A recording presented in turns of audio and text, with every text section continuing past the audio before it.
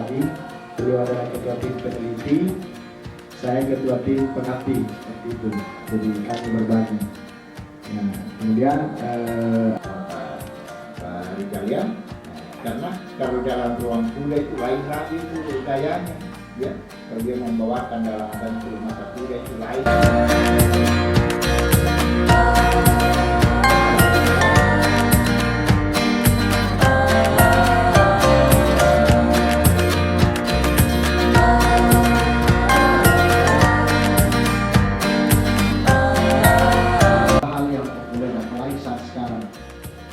Sekarang ini yang dicari adalah mana artikel ilmiahnya, sehingga pemerintah itu membuat aturan bahwa semua karya mahasiswa, apakah itu skripsi, tesis, di jurnal EduStudent misalnya, atau JIKAP misalnya, atau Dik2P misalnya, atau jurnal lain di universitasnya orang.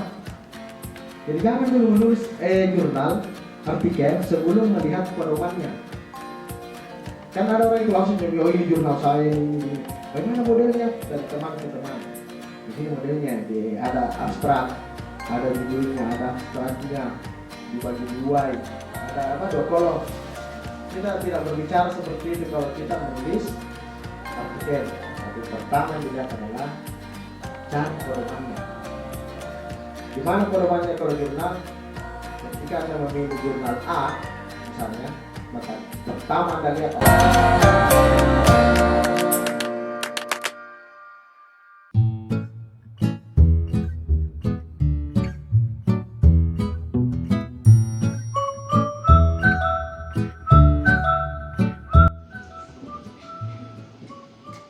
nah, komponen artikel ilmiah, kalau dia peneliti kuantitatif biasanya muncul seperti ini. Ada pendahuluannya, kemudian ini juga seperti ini. Jadi ini kurang lebih mirip seperti itu ya, sama-sama ada hasil. Jadi tidak ada bedanya antara metode penelitian kuantitatif dan kuali. Jadi kan nanti oh ini ternyata penelitian kuantitatif, seperti ini ternyata penelitian kuali, yaitu artikel. Jadi skripsi tak langsung kita kan. Sebelumnya artikel tidak boleh seperti itu. Kenapa? Karena apa bedanya skripsi dengan artikel? Judul skripsi bisa menghasilkan sampai 2 judul, artikel malah bisa 3. Bisa kita yang merangkum. Yang paling punya potensi itu ketika kita memiliki 3 variabel atau 2 variabel. Seperti halnya kualitatif. Kalau kualitatif kita menemukan banyak hasil script data, maka script data itu ketika kita matriskan itu bisa menghasilkan banyak hasil artikel. Contoh sederhana. Sampai tadi sudah seminar hasil. Siapa yang sudah seminar hasil di sini? Oh belum ada. Seandainya ada 1 orang saja, hasilnya misalnya terkait dengan A, artikelnya bisa virtual, memuat variabel atau konsep yang dicakupan dalam artikel. Kemudian tempat pelaksanaan penelitian tidak dicantumkan dalam judul, seperti itu. Terus tempat penelitian kita, misalnya apa tadi yang menunjukkan judul siapa? Kau tanya judulmu apa?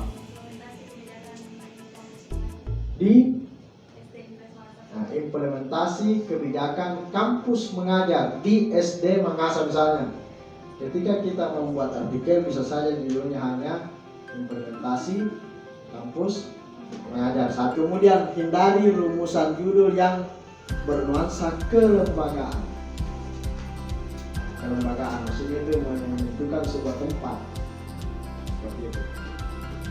Nah, oleh karena itu judul pada waktu masih menjadi proposal atau laporan penelitian perlu diubah karena memungkinkan masih berubah rancangan tentang penelitian yang akan dilakukan. Seperti itu ya. Tidak perlu dicantumkan dalam judul. Ada kata yang menunjukkan kelokalan perlu dibuang untuk menghindari kesan aspirasi lokal. Contoh aspirasi lokalnya itu di Makassar, kota Makassar, berarti kota Makassarnya ya, apa gitu. Ini memang judulnya ini. Kalau kita berbicara tiket, makanya kemarin itu yang saya suruh hapus semua apa yang kemarin saya suruh kan, hapus semua tempatnya ya, jangan kasih masuk tempatnya, seperti itu, jangan kasih masuk sekolahnya, itu menghindari kelokalan seperti itu. Judul yang bersifat kelembagaan menjadi bersifat konseptual, misalnya perbandingan antara para dosen Universitas S dan dosen Universitas D dalam menimpa satu sisi menjadi cerita harus dibagi menjadi bersifat keilmuan, misalnya resistensi terhadap inovasi. Kan bisa begitu judulnya. Contoh lagi, ini judulnya teman-teman disambil. Manajemen sarana prasarana pendidikan di SMA Anangwajo. Ini judulnya yang kemarin yang tutup ini. Nah, bisa menjadi manajemen sarana prasarana pendidikan pada jenjang sekolah menengah atas, atau pengolahan sarana prasarana pendidikan pada jenjang sekolah menengah atas. Jadi sudah terukur mau baca artikelnya ini. Kan Anda tertarik, coba bayangkan kalau Anda yang bikin proposal yang sudah buat ya, pada saat Anda cari di rumah apa artikel yang sesuai dengan tugas saya, pasti begini itu muncul. Dibaca ke sini, oh ini tuh yang bahas, kan begitu. Jadi kalau kita melihat artikel ini yang penting, jangan coba-coba membuat judul yang tidak sesuai, apa yang sesuai dengan skripsi. Saya kadang kalau masuk ke artikel bahas apa ini.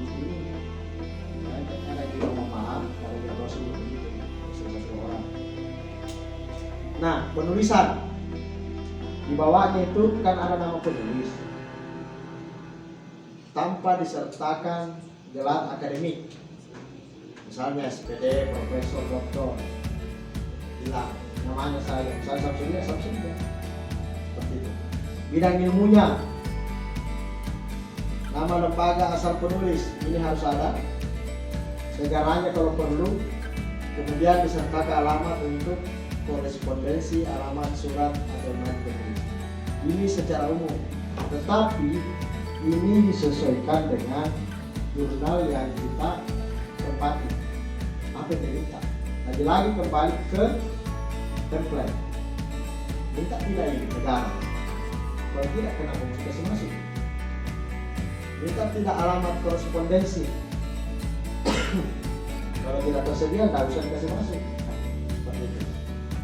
Nama lembaga asal, pasti semua minta. Misalnya dari Universitas. Contohnya ini, pengaruh pembelajaran daring terhadap literasi generasi. Judulnya, perhatikan semua bagian-bagian template. Nah, kalau kita berbicara abstrak dan kata kunci, ini pada bagian jurnal ya. Pada bagian jurnal itu ada abstrak yang biasa disebut di bagian atas. Yang diperhatikan pertama adalah apa maunya template. Misalnya maksimal 200 kata, maka kita membuat, usahakan itu abstraknya 200 kata. Kalau tidak, kurangi lagi menjadi 200 kata. Di sini ada pertanyaan, kalau yang begituan, kata yang penting-pentingnya saja. Kira-kira yang dimuat adalah ini yang paling umum.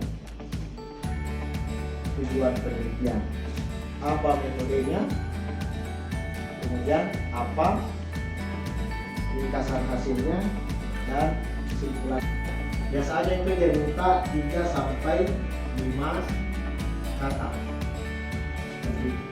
Jadi kata ini saja kata yang sesuai dengan inti dari judul artikel kita.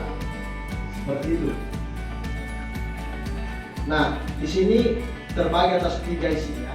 Saya jelaskan saja. Ada tujuan.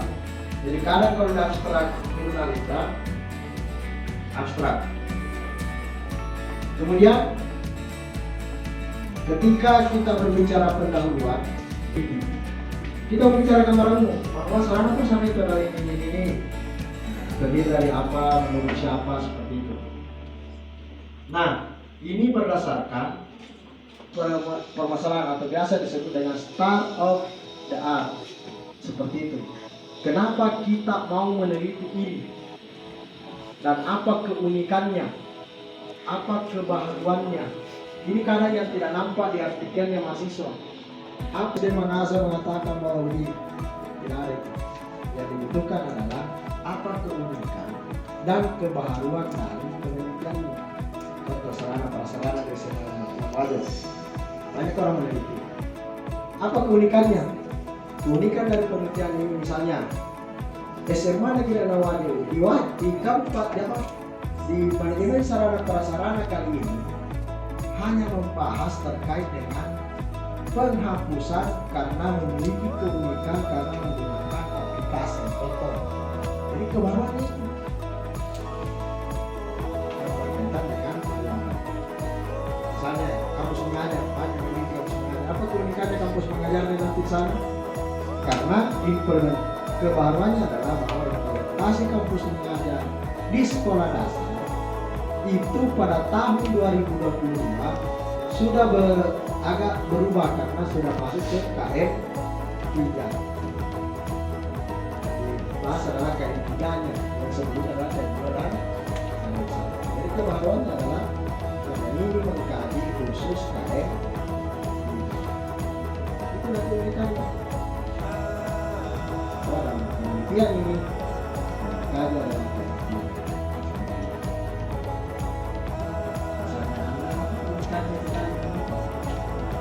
kalau tulis artikelnya kalau yang membedakan dengan tulisan lain. Kemudian mengidentifikasi gap analisis. Jadi setelah kita menulis kebaharuannya harus kelihatan gap analisisnya. Di mana diambil deskripsi gap analisis ketika tidak sesuai dengan harapan dengan kenyataan.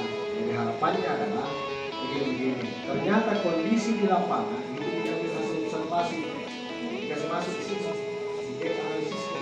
Tapi kan aku menulis berdasarkan hasil observasi dan kondisi di lapangan itu harus seperti ini.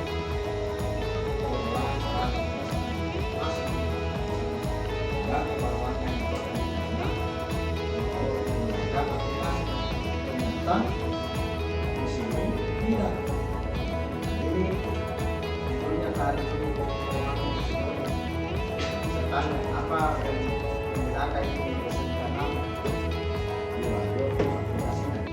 yang pakai aplikasi SIPAK namanya. Enaknya misalnya dia masuk dalam artikel bahwa untuk SMA dan untuk sekolah ini itu penelitiannya adalah fokus kepada bagaimana dia mengelola SIPAK kan bisa begitu. Jadi itu kebaruannya, jadi unik kita. Oh ternyata kalau aplikasi begini kita boleh jadi sarana. Kalau tidak aplikasi seperti ini, jadi pasti mau dibaca. Nah, seperti itu.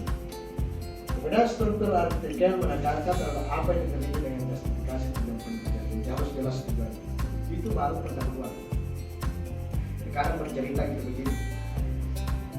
Sarana prasarana ini menurut peneliti terdahulu bahwa sarana prasarana bla bla bla bla. Nah itu kita menjelaskan bahwa dalam kajian kali ini bahwa sarana prasarana seperti ini menggunakan ini. Namun kondisi di lapangan masih terjadi manual. Sehingga tujuan penelitian itu melihat bagaimana antara sarana prasarana manual dan ini. Saya berjalan begitu.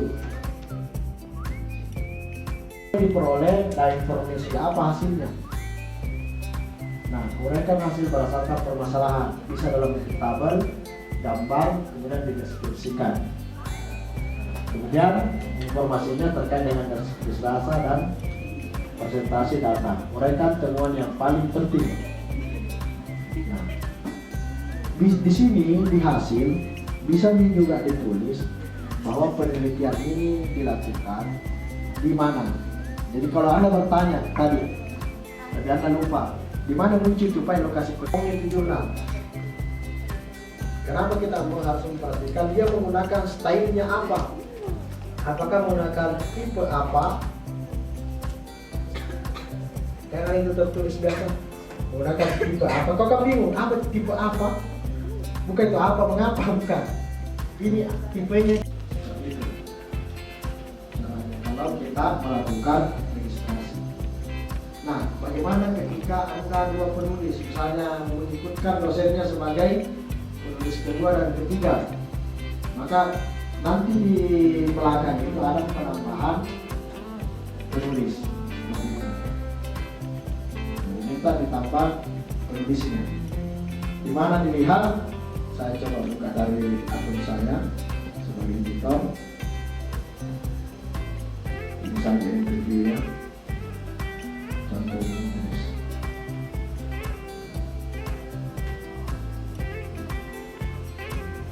Besar kan? Nah, pada saat edit metadata, ini kan satu nih, hanya Emeriani Idrus. Nah, ada di sini add author.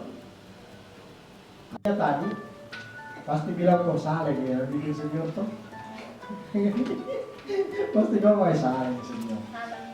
Karena yang dia upload adalah skripsinya kasih pindah seperti itu. Padahal skripsinya